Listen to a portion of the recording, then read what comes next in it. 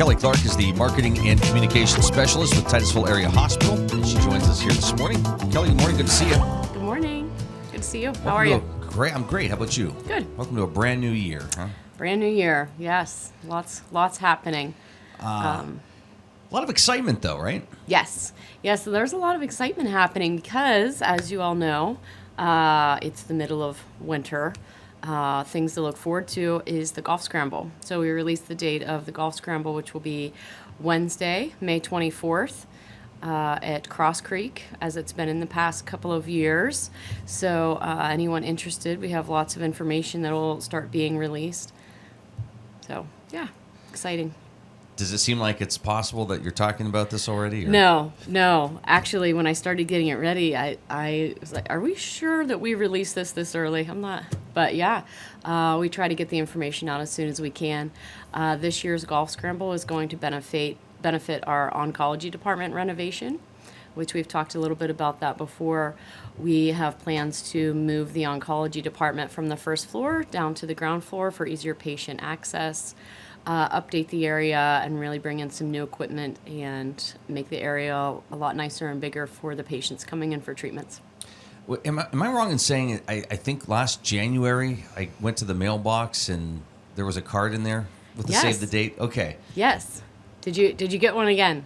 No, not yet. But no, it just made me smile. Like, here it is. And I think last year around this time, it was like snowing and just kind of blah, and you get that, and it does. It puts a smile on your face, and you go, "Oh, this is coming up." This is coming up. Spring is coming. It will be. Yeah, last year when we had the golf scramble, we had really great weather, so we're hoping for some really great weather again. But our scramble is always so much fun, so even if it does rain, we always make sure it's a lot of fun.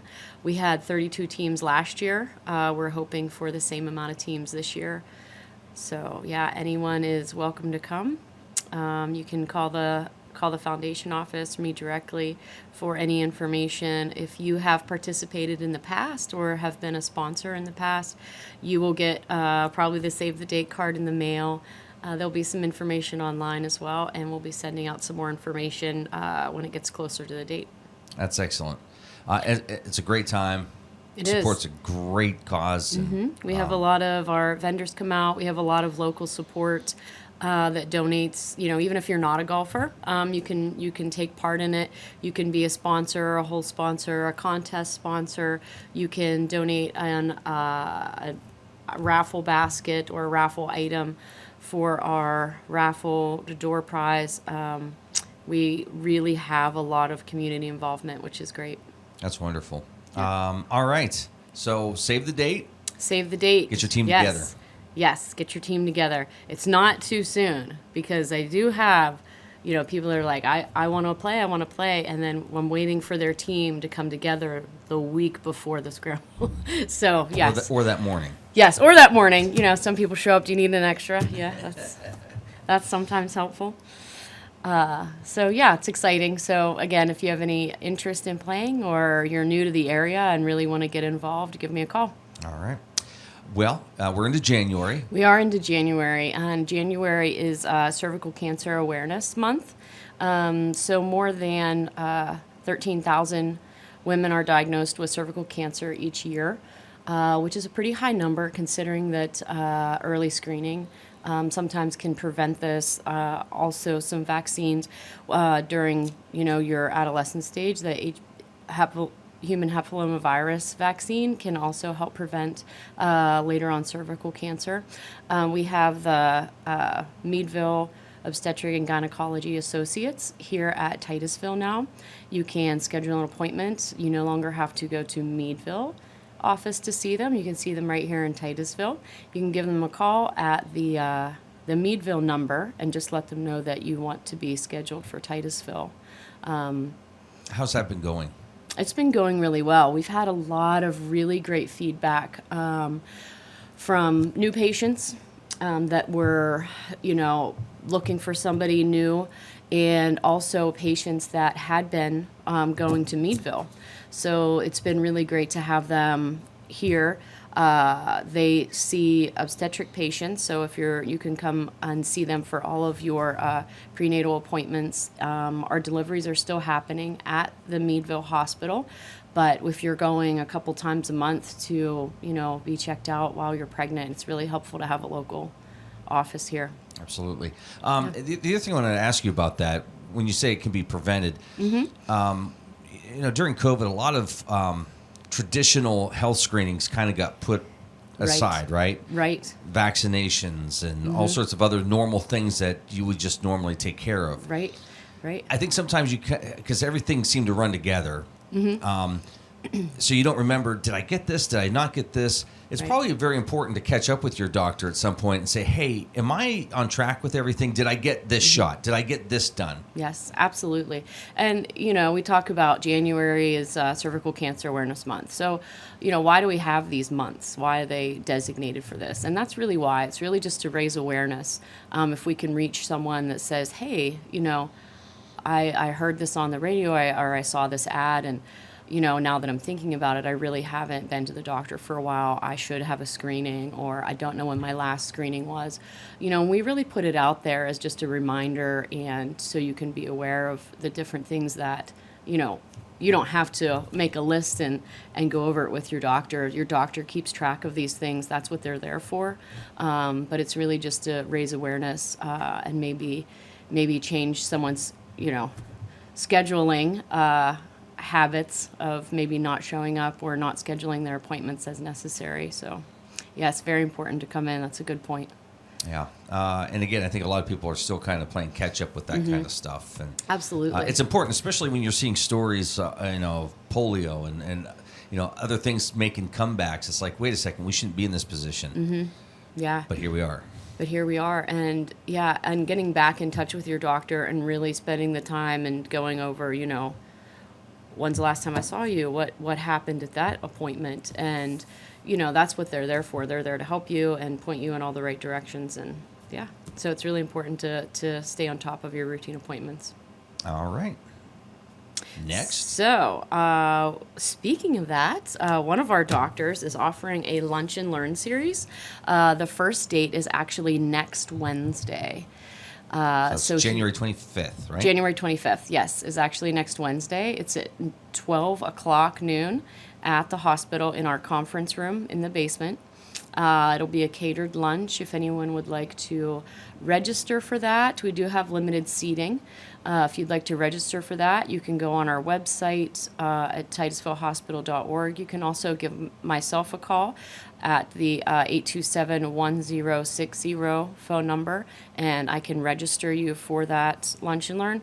And basically, he'll just be there going over some different things about knee replacement. If you're having knee problems, have some questions, about the procedure, the practices, different things, the risks. He's going to go over all that. And he actually brings something new to the table. When he came here, he brought a vendor that we were not familiar with, and it's called Conformis. So there's a lot of different knee replacements out there. Sounds like a kind of a magician type of thing. Yeah. So Conformis basically took the off-the-shelf knee. So what that means is, here's one that we think will fit you based on your body type, based on the size. Take one off the shelf, put it in. That's your replacement knee. So Conformis looks at it a little bit different. They take a CT scan of your knee, your current knee, and build one for you. Yeah, so it's really neat. They have a couple of different options. Some of the options do require a little bit out of pocket for the patient because the total custom knee isn't always covered by all insurances. But he's going to cover some of that in the Lunch and Learn, and it's really just interesting to hear about how far that this procedure has come over the years. So interesting. So if anyone wants to come and listen to what he has to say, definitely give me a call and get registered for the Lunch and Learn. We'll give you some lunch and you'll get to meet Dr. Gates. So very nice person, and I'm sure it's going to be quite a presentation. Yeah, I'm excited to hear it as well. And again, that's something that I don't say it's come a long way, but the technology has certainly changed over the years. Yes. You don't hear some of those stories like you did 10, 15 years ago. Recovery's recovery, but it's not, I think, what you may have heard a long time ago either. Yes. I think they have definitely come a lot further than they have in the past. And given the new technology, it's just going to go up from here. You can build a 3D model based on a CT scan. That's pretty amazing. So that's great. All right, and that's coming up January 25th from January noon to 25th. 1. Yes, next week, and we're going to have some other dates too. We're going to have a date in February and in March. So if you can't make this date, that's okay. We're going to have a couple other ones that I will release next month. So yeah. Excellent. Looking forward to that. Yeah, it'll be good. You're watching the Morning Drill on Stream Television and on Armstrong's Neighborhood Channel, and listening to it on the Allegheny News Talk Sports Network. Kelly Clark with us here this morning from Titusville Area Hospital, Marketing and Communications Specialist. Yes. There's never a dull moment, is there? There's not. We just ever. keep doing stuff and doing stuff. So one of the other things that's happening at the hospital is if you've been upstairs recently on the second floor, that's where all of our patient rooms are. Our inpatient rooms, we have 25 total. So 17 of those are, non-ICU units. The ICU unit was remodeled recently. So the other 17 rooms are undergoing a facelift. Oh, wow. Yeah, so we're giving new lighting, new vanities, new flooring, new paint, and really just updating all the fixtures. Like I said, the lighting. In the past, there wasn't a lot of overhead lighting in the rooms. That's an old room there. You can see it's pretty dated. It has some old carpet, old paint, old flooring. The vanity isn't that accessible. So the new rooms just have a lot more wide open feeling and have been updated and really revamped. So we're pretty excited about those. There are 4 rooms that are completed. 3 are now under construction, and we are looking to finish the rest as quickly as we can. That's like hospital, hotel. Yeah. Yeah. Wait, are you finding that that's just more of a relaxing atmosphere? It is. It's more relaxing, and during COVID, we were cleaning. So having that carpet in there and the different textures, had not been an issue in the past. And so we really just wanted something that was a little more sleek, a little more clean, easier to wipe down. So, all of that was taken into consideration when they started remodeling those. So it's just something that we've wanted to do for a while, and so now we are. And it's pretty exciting. If I were a patient, I'd want to be in one of the newer rooms, So you're going to be getting phone calls. People wanting to stay for the weekend. Can I upgrade? Yes. Yeah. Can I get the jacuzzi suite, please? Do you have a list of the projects that the hospital wants to tackle? Yes. Okay, so hospital beds, for example, was a big project. That was a big project. So there's that list, and you kind of move things around. Okay. Yes, and we we do some fundraising. When I first started, the emergency department was our big campaign. We were so excited when that completed. That really made a huge, ginormous change to our hospital, especially during COVID, because we were able to offer private rooms instead of the curtains that were in between the beds. And by the way, that project started before COVID, right? So, yes. You were working on that during one of the most difficult times. Yes. So we, during that, I remember it went into phases, and we would get a couple of rooms ready, kind of as we went, which was, it was tough, but we did it. Yeah. And so that was one of our main projects. And then we moved on to the CT scanner. So we replaced that, the hospital beds.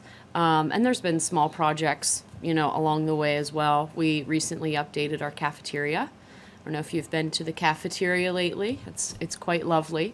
It no longer has the flower wallpaper, which I know a lot of people miss, but you could have sold scrap pieces of it for a fundraiser. I could have put it in some scrapbooks. Put it in the golf carts for the golf outing. little piece to remember us by. Yeah. Yeah. But no, those are great. Again, some of it, like the CT scanner, that's important, and very does a lot of great things. But even some of the other little things that take place just really add to the overall improvement and feeling when you go in there. Yeah, and you know, those updates do have to be made. We also just recently bought all new defibrillators for the whole hospital. So each defibrillator is about $20,000. So replacing, I think it was 6 to 8 of them. So that's a pretty big chunk of, you know, but those are things that have to be done. So, you know, then if we doing all that plus remodels, you know, that's a lot of, turns out that's a lot of fundraising. But very no, important. Yeah, so the hospital is doing really well. You know, just making those changes and managing this financially. You know, we look at different hospitals that have not been able to remain independent, have been bought by, you know, a large corporation. So we're very excited that we can still make those changes, keep moving forward, and be financially viable. That's wonderful. I know there's, you know, the list of things you're going to tackle this year, but is it also fun and challenging when the unknowns, you know, appear during the year? Yes. So, you know, like a freezer breaks down and you have to, you know, rally to really get a new freezer. I mean, it's not an option. So, I mean, like your department gets that phone call saying, okay, this just went out. We need to figure out how to raise money to replace that. Yeah, sometimes I get those, like, Okay. how fast can you write a grant? I don't know. Consider What it are we done. doing? So that is kind of exciting, you know, and really there's a lot of foundations that help us out throughout the year for sure. And it's really great to be a part of a community that, you know, come just like our golf scramble. So many people come forward and help support that. Yeah, that's wonderful. And you know, during the course of the year, it's been, you look at the last several years, there's been some great announcements where you've come on and say, guess what, we're going to announce this. You know, we've been working on this, you know, in the background, but now we can announce it. It's like, oh, that's wonderful. That's exciting. Right. Very exciting, especially this past year, bringing on new doctors. That was really huge for us. Dr. Shore, I'm going to try and bring him on next month, hopefully.